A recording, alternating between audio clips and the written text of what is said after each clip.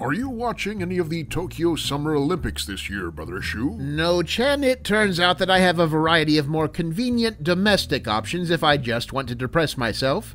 I'm not much of a sports fan at the best of times. Why should that change just because of a mini-apocalypse? Did you watch the opening ceremonies at least? They featured a medley of music from various popular video game franchises, including Final Fantasy, Dragon Quest, and Monster Hunter. Ah, unbridled fan service. I suppose they decided magical girls in pantsuit just didn't have the same air of class. I'd have thought you'd be happy to see the gaming industry receive a little cultural validation on the world stage, brother. Cultural validation? We're already the planet's dominant entertainment medium. We don't have to go begging for pats on the head from the mainstream press anymore. Where did this validation complex come from? Did the gaming industry's father not hug it enough as a child? You sound bitter. Bitter is a strong word, brother, and implies an emotional investment in the Olympics significantly greater than my current thin and begrudging acknowledgement of its existence.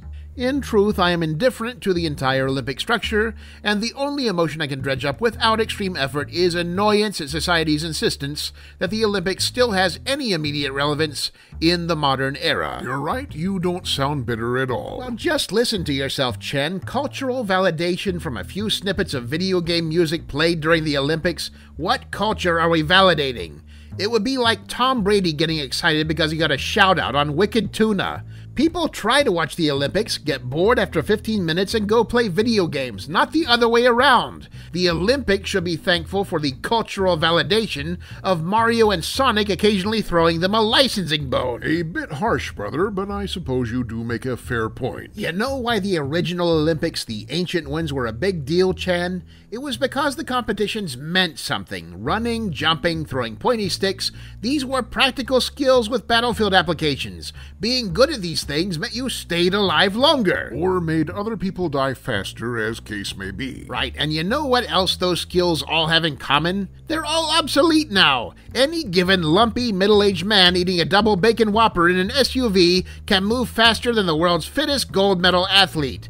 Nowadays, the only thing you get by showing an early aptitude for Olympic skills is a childhood spent being yelled at by some foul-tempered, gray-haired trainer named Hans Zurtler. Perhaps, brother, but I imagine most new athletes come away empty-handed regardless of their field. True, but in sports like football or basketball, there's at least a top tier of insane wealth and fame to aspire to. Become an NFL star, you'll be able to afford a high-end yacht to shuttle you to various private islands where you can join your fellow multimillionaires on hunting trips for captured peasants.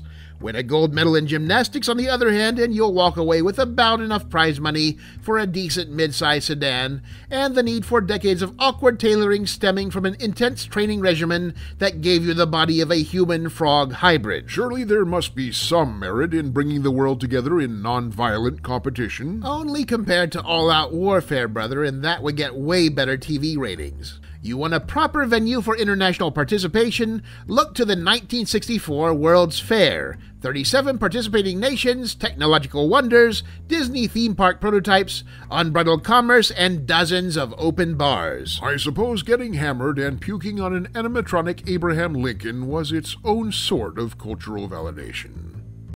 Hello, video gamer. We'd like to get to know you better. Data mining your private tab search results just isn't cutting the mustard these days. Hit the subscribe and notification buttons below, and we'll be at your side forever. It is exactly as creepy as it sounds.